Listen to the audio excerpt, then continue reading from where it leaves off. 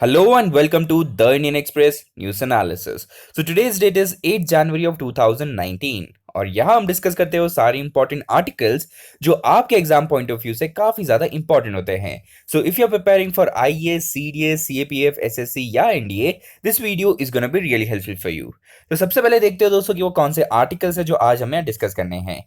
तो editorial page पे left side पे पहला आर्टिकल दोस्तों बेसिकली रिजर्वेशन से रिलेटेड है. जैसे कि आप जानते हैं कि यहाँ पे विद इन जनरल कैटेगरी बात की जा रही थी आरक्षण देने की 10% उन लोगों को जो कि इकोनॉमिकली थोड़े वीकर सेक्शन से बिलोंग करते हैं. अब उस पर क्या कंट्रोवर्सी हो सकती है उसे हम यहाँ पे डिस्कस करेंगे और उसका ठीक नेक्स्ट आर्टिकल भी रिजर्वेशन से रिलेटेड है, तो दोनों को कंबाइन करके यहाँ पे समझेंगे. उसके ठीक नीचे वाला आर्टिकल दोस्तों बेसिकली क्रिकेट से रिलेटेड है जो कि एग्जाम पॉइंट ऑफ व्यू से बिल्कुल इंपॉर्टेंट नहीं है.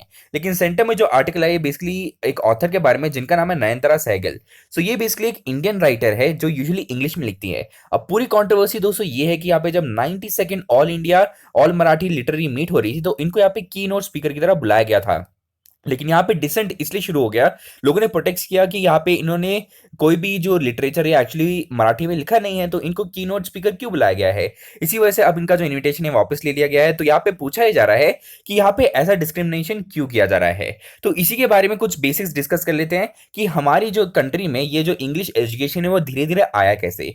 तो सबसे पहले दोस्तों आपको पता होना चाहिए मैकॉले मिनट्स के बारे में. तो मैकॉले मिनट्स दोस्तों बेसिकली जब शुरू हुआ था 1935 में, तो इसके अंतर्गत यहाँ पे बात की जा रही थी कि कैसे इंग्लिश लैंग्वेज को हम प्रमोट कर सकते हैं विद इन इंडियन टेरिटरी. उसके बाद धीरे धीरे यहाँ पे वुड्स डिस्पैच आया जो कि 1854 में आया. तो ये बेसिकली एक इंपॉर्टेंट डॉक्यूमेंट था. इसको कहते हैं दोस्तों Magna carta of English education in India. तो आपके यहाँ पे एमसीक्यू में आ सकता है, बताइए कि इनमें से कौन सा है जिसे Magna carta of English education India कहते हैं. आपके पास ऑप्शन में मैकॉले मिनट हो सकता है, वुड्स डिस्पैच हो सकता है, या फिर यहाँ पे हंटर कमीशन हो सकता है, या वर्धा स्कीम ऑफ एजुकेशन हो सकता है. तो आपको बताना चाहिए कि वुड डिस्पैच होता है. अब इसके अंतर्गत भी कोशिश ये की जा रही थी कि सबसे पहले धीरे धीरे वर्नाकुलर लैंग्वेज को यहाँ पे सपोर्ट करेंगे, फिर धीरे धीरे उसको ट्रांसफॉर्म करेंगे इंग्लिश में. उसके बाद दोस्तों यहाँ पे इंडियन एजुकेशन कमीशन या फिर हंटर कमीशन की आप यहाँ पे एग्जांपल साइट कर सकते हैं, जो कि पहला एजुकेशन कमीशन था जो इंडिया में अपॉइंट हुआ था फरवरी 1882 में. अब ये अपॉइंट किया गया था लॉर्ड रिपन द्वारा. अब कोशिश यहाँ पे ये थी कि प्राइमरी और सेकेंडरी एजुकेशन में जो हमारी कंट्री इतनी यहाँ पे डेवलप नहीं थी तो उसको यहाँ पे डेवलप करने की कोशिश करनी है. उसके बाद एक और कमीशन जिसका नाम है वर्धा स्कीम ऑफ एजुकेशन. अब ये जो स्टार्ट किया गया था दोस्तों ये बेसिकली महात्मा गांधी द्वारा अप्रूव किया गया था. अब इसके अंतर्गत यहाँ पे वही कोशिश की जा रही थी कि जो हमारा एजुकेशन पूरा सिस्टम है ये सेल्फ सफिशिएंट और सेल्फ रिलायंट हो. अब इसके लिए उन्होंने रिकमेंडेशन दी थी जाकिर हुसैन के द्वारा.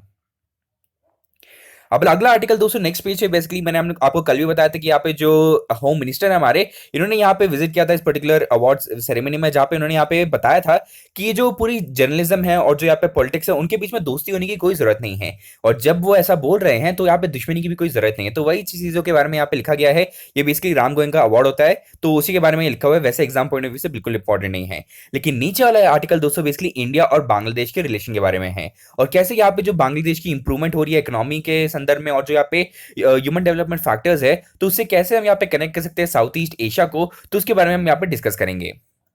तो सबसे पहला आर्टिकल दोस्तों यहाँ पे डिस्कस करेंगे द 10% रिजर्वेशन जो पे दिया जा रहा है यहाँ पे विद इन जनरल कैटेगरी. तो सबसे पहले आपको समझना होगा दोस्तों कि हमारी जो सोसाइटी है वहां में बहुत सारी इनइक्वालिटी ऑलरेडी हमको देखने को मिलती है. उसके बाद दोस्तों अगर यहाँ पे रिजर्वेशन की शुरुआत कर देते हैं तो कहीं ना कहीं यहाँ पे एक हम पेंडोरा बॉक्स ऐसा खोल रहे हैं जहाँ पे और भी बहुत सारी प्रॉब्लम आ सकती है. अब वो कौन सी प्रॉब्लम्स है वो अब यहाँ पे डिस्कस करते हैं. तो सबसे पहले दोस्तों बात करेंगे कि यहाँ पे हमारा जो संविधान है कॉन्स्टिट्यूशन, वहां पे क्लियरली लिखा है कि रिजर्वेशन हम यहाँ पे अदर देन SC ST किसको दे रहे हैं, SC BC कम्युनिटी को, मतलब socially and educationally backward community. मतलब यहाँ पे आप देखेंगे इकोनॉमिक नहीं लिखा हुआ है कॉन्स्टिट्यूशन में से. अब अगली बात दोस्तों आपको ये समझनी होगी कि इकोनॉमिक को ऐसा क्राइटेरिया यूज करना ये पहली बार नहीं बोला जा रहा है. इससे पहले भी 1990s में इसकी बात कर की जा चुकी है. लेकिन प्रॉब्लम ये हुई थी दोस्तों कि उसके बाद सुप्रीम कोर्ट ने बोला कि नहीं इसकी कोई जरूरत नहीं है इकोनॉमिक बैकग्राउंड की, और उसके बाद बोला कि यहाँ पे 50% की सीलिंग भी लगा दी. लेकिन जैसे कि आप जानते हैं मराठास को जब यहाँ पे रिजर्वेशन दी गई थी विद इन महाराष्ट्र, तो उसके बाद आपको पता चल गया था कि 50% की सीलिंग ऑलरेडी क्रॉस हो चुकी है. तो कहीं ना कहीं जो सुप्रीम कोर्ट का यहाँ पे वर्डिक्ट आया था उसको आप यहाँ पे ऑलरेडी क्रॉस कर चुके हैं एक पर्सपेक्टिव पे. अगला दोस्तों यहाँ पे एक और चीज आपको नोटिस करनी होगी कि यहाँ पर रिजर्वेशन का जो पूरा मुद्दा था वो ये था कि यहाँ पे जो एक पर्टिकुलर एक सोशल जस्टिस प्रोवाइड करना उन लोगों को जो इतने इक्वली यहाँ पे मार्जिनाइज काफी ज्यादा थे हमारी कंट्री में. अब यहाँ पे रिजर्वेशन को आप कैसे यूज कर रहे हैं? आप इसे एंटी पावर्टी मेजर की तरह यूज कर रहे हैं कि यहाँ पे आप रिजर्वेशन प्रोवाइड करेंगे, उनकी इकोनॉमिक जो एबिलिटी है काफी ज्यादा इंप्रूव हो जाएगी। लेकिन आप एक फंडामेंटल सवाल अपने आप से पूछिए, क्या रिजर्वेशन का इस्तेमाल इसलिए किया जाना चाहिए था कि आप पावर्टी एलिवेशन कीजिए? कहीं ना कहीं जो मेन बेसिस था रिजर्वेशन का कि यहाँ पे इक्वालिटी होनी चाहिए, उसकी जगह आप यहाँ पे पावर्टी एलिवेशन का एक पूरा प्रोग्राम बना रहे हैं।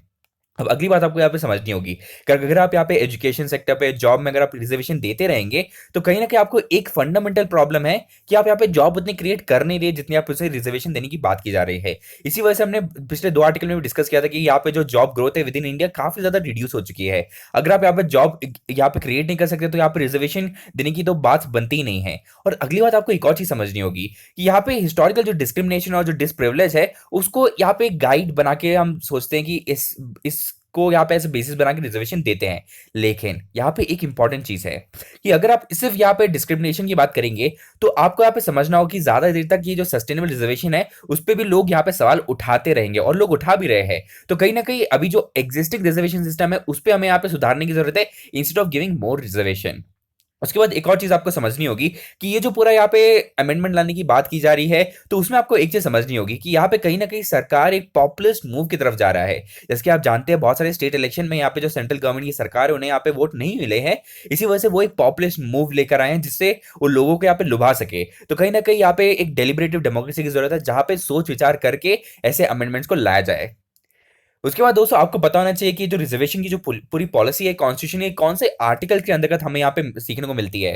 सबसे पहले दोस्तों आर्टिकल 16 अंडर फोर्थ क्लॉज यहाँ पे लिखा हुआ है, nothing in the article 16 shall prevent the state from making any provision for reservation and appointment of or the post in favour of any backward class. तो बेसिकली 16 में दोस्तों ये right to equality है कि सब हर किसी को यहाँ पे इक्वली ट्रीट किया जाएगा। लेकिन अगर मान लीजिए कुछ ऐसी कम्युनिटी के लोग हैं जो कि डिस्क्रिमिनेट होते हैं या फिर अंडर प्रिविलेज है, तो उनको भी यहाँ पे एक लेवल प्लेइंग फील्ड देने के लिए गवर्नमेंट कुछ भी कर सकता है। तो वही चीज यहाँ पे लिखी गई है। उसके बाद दोस्तों आर्टिकल 46 काफी स्ट्रेट फॉरवर्ड है। ये बेसिकली हमारा डीपीएसपी का यहाँ पे पार्ट है जहाँ पे बोला जा रहा है कि प्रमोट करेंगे educational economic interest of SC ST and other weaker section. तो इसके अंतर्गत अब यहाँ पे आप समझ रहे हैं वीकर सेक्शन एक वेग टर्म है। अब यहाँ पे वीकर सेक्शन आप किस पर्सपेक्टिव में बोल रहे हैं, सोशली वीकर सेक्शन, इकोनॉमिकली या एजुकेशनली, तो ये काफी वेग रहता है। तो यहाँ पे एम्बिट काफी ज्यादा बड़ा हो जाता है इस डीपीएसपी का। उसके बाद दोस्तों आर्टिकल 14 में साफ साफ लिखा गया है to provide equality before law and equal protection of law. उसके बाद आर्टिकल 15 में लिखा हुआ है कि enabling provision to providing special provision for women and children. क्योंकि अगर आप बात करेंगे यहाँ पे रिजर्वेशन की, तो यहाँ पे आपको रिजर्वेशन कौन से टाइप की मिलती है? आपको कभी कभी यहाँ पे मान लीजिए आपको डोमिसाइल के ऊपर भी रिजर्वेशन मिलती है, उसके बाद आपको यहाँ पे जेंडर के हिसाब से मिलती है, उसके बाद यहाँ पे कास्ट बेसिस से मिलती है। तो इतनी सारी आपके पास रिजर्वेशन अवेलेबल है ना। उसके बाद दोस्तों इस आर्टिकल में बोला जा रहा है कि आप एक कॉन्स्टिट्यूशन अमेंडमेंट लाने की बात की जा रही है। तो आपको कुछ बेसिक्स बताता हूं अमेंडमेंट के बारे में। तो दोस्तों कॉन्स्टिट्यूशन अमेंडमेंट हमेशा आर्टिकल 368 के अंतर्गत होता है। इसके अंतर्गत 3 प्रोसीजर्स होते हैं और बेसिकली 3 कैटेगरी आप बता सकते हैं। कि पहला होता है दोस्तों आपको सिंपल मेजोरिटी लेकर आनी है, उसके बाद एक होता है स्पेशल मेजोरिटी, उसके बाद एक होता है effective special majority plus ratification by the states. मतलब यहाँ पे ना सिर्फ आपको 2/3 मेजोरिटी चाहिए यहाँ पे विद इन द पार्लियामेंट, उसके बाद आपको ऑलमोस्ट हाफ से भी ज्यादा स्टेट से इसे रेटिफाई कराना होगा। अगर आपको यहाँ पे इन मेजोरिटीज के बारे में समझना है तो मैं आपको लिंक में दे दूंगा। मैंने ऑलरेडी एक वीडियो बनाया जहां पे अच्छे से मैंने एक्सप्लेन किया ऑल टाइप्स ऑफ मेजॉरिटी। उसके बाद दोस्तों यहाँ पे बात करेंगे कुछ इंपॉर्टेंट चीजों की कि रिजर्वेशन के क्या फायदे होते हैं और क्या नुकसान होते हैं। तो सबसे पहले दोस्तों इंपॉर्टेंट फैक्टर तो यही होता है कि जितने भी लोग सोशली बैकवर्ड है उनको एम्पावर करने की कोशिश करनी है। उसके बाद दोस्तों कहीं ना कहीं हमारा जो सोशल पूरा यहाँ पे स्ट्रक्चर है वो धीरे धीरे भी डेवलप होने लगेगा। क्योंकि आप समझेंगे कि जब हम ग्रोथ और डेवलपमेंट की बात करते हैं तो डेवलपमेंट दोस्तों तभी होगा जब सबका डेवलपमेंट हो रहा है ना सिर्फ रिच का, इवन पुअर का भी यहाँ पे डेवलपमेंट होना चाहिए। उसके बाद दोस्तों कहीं ना कहीं जो रिजर्वेशन सिस्टम है इसको ऐसा बनाने की जरूरत थी कि ये इमोर्टल नहीं हो, कि मतलब यहाँ पे आपको पता होना चाहिए कब ये एंड होना चाहिए, जो यहाँ पे नहीं बनाया गया था। यही एक सबसे बड़ा डिसएडवांटेज है रिजर्वेशन सिस्टम का हमारी कंट्री में। उसके बाद दोस्तों बहुत सारे ऐसे लोग हैं जो मेरिटोक्रेसी को यहाँ पे सपोर्ट करते हैं, तो कहीं ना कहीं उनको यहाँ पे डिसेंटिवाइज होता है कि वो लोग इतनी मेहनत कर रहे हैं उसके बावजूद उनको यहाँ पे जो जॉब नहीं मिल रही है या फिर यहाँ पे जो इंस्टीट्यूशन में ज्वाइन करना चाहते हैं वो नहीं कर पा रहे हैं। उसके बाद दोस्तों प्रॉब्लम कभी कभी ये होती है रिप्रेजेंटेशन की, कि अगर मान लीजिए ब्यूरोक्रेसी में आपको काफी ऊपर जाना है लेकिन आपको पता है कि हायर ब्यूरोक्रेसी में हमें थोड़ी ज्यादा एफिशिएंसी की जरूरत है। अगर आप यहाँ पे रिजर्वेशन का इस्तेमाल करेंगे या फिर एग्जांपल लीजिए सुपर स्पेशलिटी कोई पोजीशन है कि आपको यहाँ पे विद इन हार्ट सर्जन आपको सुपर स्पेशलिटी की पोजीशन चाहिए, तो अगर आप वहाँ पे कास्ट बेस्ड सिस्टम या फिर अगर कोई पर्टिकुलर रिजर्वेशन लेकर आते हैं, तो कहीं ना कहीं उस पूरी पोस्ट की जो इफेक्टिवनेस है, जो एफिशिएंसी है, वो रिड्यूस हो सकती है। वो सारी प्रॉब्लम्स है जो अभी तक हमने एड्रेस नहीं की है। उसके बाद दोस्तों कभी कभी ऐसा भी होता है कि हमारा जो स्कोप है पूरा ये रिजर्वेशन का, वो काफी ज्यादा लिमिटेड है। हम ये नहीं सोच रहे कि इसको कब हम रोक सकते हैं, इसका क्या हम नेक्स्ट लेवल लेके जा सकते हैं। तो उसके बारे में जो future of reservation in India है, तो हमने अभी भी इसको डिलिब्रेट नहीं किया हुआ है।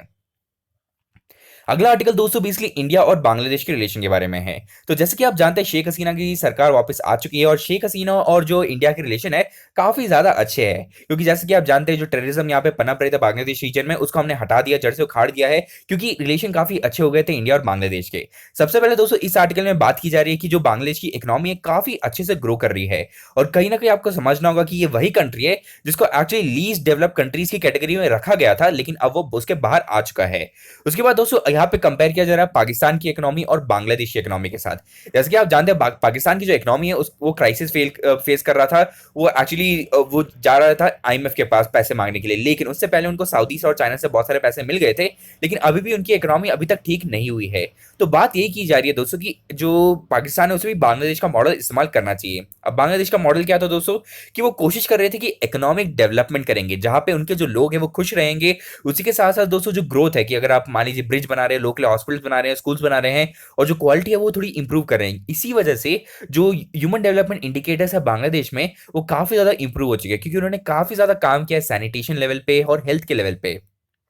तो यही बोला जा रहा है दोस्तों कि अगर पाकिस्तान भी इन्हीं चीजों पे कॉन्सेंट्रेट करता तो उनकी इकोनॉमी भी काफी अच्छी होती। इंस्टेड ऑफ यहाँ पे वो कोशिश कर रहे हैं कि यहाँ पे पॉलिटिकल एडवेंचरिज्म कर रहे हैं, और कहीं ना कहीं जो रिलीजियस मॉडरेशन वो काफी ज्यादा प्रेवलेंट है पाकिस्तान रीजन में। उसके बाद दोस्तों इस आर्टिकल में बोला जा रहा है कि यहाँ पे जब फॉर्मेशन ऑफ सार्क हुआ था, तो कहीं ना कहीं यहाँ पे इसकी कोशिश ये थी कि यहाँ पे एक कॉपरेशन बनाएंगे पूरे रीजन में। लेकिन जैसा कि आप जानते हैं सार्क जो है ठंडे बस्ते में जा चुका है, क्योंकि इंडिया और पाकिस्तान के रिलेशन इतने अच्छे नहीं है। आफ्टर पठानकोट का जो यहाँ पे टेररिज्म अटैक हुआ था, उसके बाद से हमने यहाँ पे जो सार्क की समिट है वो अटेंड करना बंद कर दिया है। इसी वजह से बिम्स्टैक का रोल काफी ज्यादा इंप्रूव हो जाता है। तो बिम्स्टैक में दोस्तों आप देख सकते हैं कौन कौन सी कंट्रीज यहाँ पे आप जानते हैं, इंडिया है, नेपाल है, भूटान है, बांग्लादेश है, म्यांमार है, थाईलैंड है, और यहाँ पे श्रीलंका आपको दिखेगा। अब एक चीज इंपॉर्टेंट है दोस्तों कि आप देखेंगे यहाँ पे पाकिस्तान नहीं है, इसी वजह से यहाँ पे हम कोशिश कर रहे हैं कि बिम्स्टैक में ज्यादा से ज्यादा कॉपरेशन यहाँ पे हम बना सके। अब यहाँ पे आपके लिए एक सवाल है दोस्तों, बताइए बिम्स्टैक नेशन में ऐसे कौन से नेशन है जो एक्चुअली आसियान का भी यहाँ पे मेंबर होते हैं? तो उसका जवाब यहाँ पे कमेंट बॉक्स में जरूर दीजिए। उसके बाद दोस्तों यहाँ पे बांग्लादेश और इंडिया के रिलेशन में यहाँ पे एक इंपॉर्टेंट चीज है मैरीटाइम कॉपरेशन, क्योंकि अगर आप यहाँ पे मैप पे देखेंगे तो एक बहुत बड़ा रीजन है जो यहाँ पे इंडियन ओशन को कवर करता है। तो यहाँ पे जो सिक्योरिटी का इश्यू काफी इंपॉर्टेंट है, इसी वजह से काफी ज्यादा कॉपरेशन करते हैं हम लोग मैरीटाइम के फील्ड में भी। उसके बाद दोस्तों बीसीआईएम कॉरिडोर के बारे में कुछ इंपॉर्टेंट चीजें। बीसीएम दोस्तों बेसिकली बांग्लादेश, चाइना, इंडिया और म्यांमार के बीच में ये कनेक्टिविटी के बारे में है। अब क्योंकि आप जानते हैं कि ये पूरी कनेक्टिविटी से यहाँ पे ट्रेड टूरिज्म काफी ज्यादा फ्लरिश होने वाला है, लेकिन कुछ प्रॉब्लम्स है जो हम यहाँ पे फेस करते हैं। पहला दोस्तों इस पूरे एरिया में काफी ज्यादा इंसर्जेंसी है, जैसे कि आप जानते हैं इवन नॉर्थ ईस्ट एरिया में एक इंसर्जेंसी सी बाहर आती है सेपरेटिस्ट ग्रुप के लिए, तो कहीं ना कहीं उसको यहाँ पे रिड्यूस करने की जरूरत है। और वो सेम चीज आप यहाँ पे म्यांमार और चाइना के भी रीजन में देखते हैं। इसी वजह से यहाँ पे जो इकोनॉमिक डेवलपमेंट है ये करना काफी ज्यादा मुश्किल हो रहा जा रहा है। इसी वजह से बीसीआईएम का जो प्रोजेक्ट है थोड़ा सा डिले हो गया है, लेकिन अगर ये बीसीएम का प्रोजेक्ट अगर ये अच्छा हो जाता है और ये बन जाता है, तो कहीं ना कहीं ये जो चार कंट्रीज है कनेक्ट कर जाएंगे। अब यहाँ पे आप उनकी लोकेशन आप मैप पे देख सकते हैं कि यहाँ पे आप देखेंगे इंडिया में कोलकाता कनेक्ट कर रहा है, उसके बाद ढाका है, उसके बाद मंडल है विद इन म्यांमार है, उसके बाद यहाँ पे चाइना है। उसके बाद दोस्तों यहाँ पे बात की जा रही है कि क्या क्या चैलेंजेस है। सबसे पहला चैलेंजेस दोस्तों सबसे पहला ये है कि जो एनआरसी का जो इशू चल रहा है, उसके बाद अगर आपने फाइंड आउट कर लिया कि कौन इलीगल माइग्रेंट है, तो अगर आप उन्हें प्लान कर रहे हैं कि बांग्लादेश वापस भेजना है, तो एक्सट्रेडिशन ट्रीटी करने की जरूरत है। तो इस पर अभी भी कोई विचार नहीं किया गया है। उसके बाद नेक्स्ट चीज है दोस्तों रोहिंग्या इशू। तो जैसे कि आप जानते हैं रोहिंग्या जितने भी यहाँ पे बांग्लादेश में आ रहे थे, तो उनको यहाँ पे शरण दी गई है, काफी अच्छी बात है। लेकिन कहीं ना कहीं यहाँ पे हमको समझना होगा कि यहाँ पे जो रोहिंग्या से माइग्रेट कर सकते हैं इंडिया में भी, तो क्या हमने प्रोटेक्शन प्रोवाइड की गई है, क्या हम उन्हें यहाँ पे शरण देने वाले नहीं देने वाले, इस पे भी इंडिया का कोई स्टैंड क्लियर नहीं है। तो ये सारी जो इश्यूज है इस पे भी बात करनी बाकी है। उसके बाद दोस्तों कुछ बेसिक्स बात कर लेते हैं यहाँ पे बिम्स्टैक की। बिम्स्टैक का बेसिक फुल फॉर्म होता है bay of Bengal initiative for multi sectoral technical and economic cooperation. तो इसकी शुरुआत दोस्तों बेसिकली 1997 में हुई थी। तो कुछ ऐसे प्राइमरी सेक्टर्स यहाँ पे ढूंढे गए थे जिसके अंतर्गत यहाँ पे जितनी भी कंट्रीज है ये एक्चुअली कोऑपरेट करने वाली है। उसके बाद दोस्तों सार्क के बारे में कुछ इंपॉर्टेंट चीज है कि इसको एस्टैब्लिश किया था 1985 में ढाका में ही। तो इसी वजह से जो एक इनिशिएटर ये बांग्लादेशी था। उसके बाद दोस्तों आपको यहाँ पे एक और चीज पता होनी चाहिए कि यहाँ पे जो सार्क है इसका इंपॉर्टेंस इसलिए बढ़ गया था बहुत पहले, लेकिन आपको पता होगा कि यहाँ पे सार्क समिट हम अटेंड नहीं करते, लेकिन हमने यहाँ पे एक सार्क सैटेलाइट लॉन्च किया था। उसके बाद हमने उसको रीनेम कर दिया साउथ एशियन, क्योंकि यहाँ पे पाकिस्तान उसका यूज नहीं करना चाहता था। तो कहीं ना कहीं आप देख रहे हैं जो सार्क की जो यहाँ पे एफिशिएंसी थी वो काफी ज्यादा रिड्यूस हो गई है। उसके बाद दोस्तों पेज 1 पे सेम आर्टिकल आया है, जो 10% कोटा की बात की जा रही थी, economically weaker section with in general category. तो बात की कर रहे थे दोस्तों कि यहाँ पे 124th अमेंडमेंट लेकर आया जाएगा एज अ बिल। तो कोशिश यही की जाएगी दोस्तों कि यहाँ पे अगर मान लीजिए कोई भी यहाँ पे फैमिली है जिनकी जो इनकम है 8 लाख से कम है अक्रॉस ऑल रिलीजन, क्योंकि जनरल कैटेगरी के लिए है, तो यहाँ पे उनको यहाँ पे एम्पावर करने की कोशिश की जाएगी। तो कहीं ना कहीं आपको समझना होगा कि ये एक पॉपुलिस्ट मूव की तरह नजर आ रहा है, क्योंकि इतनी डेलिब्रेशन नहीं की गई है।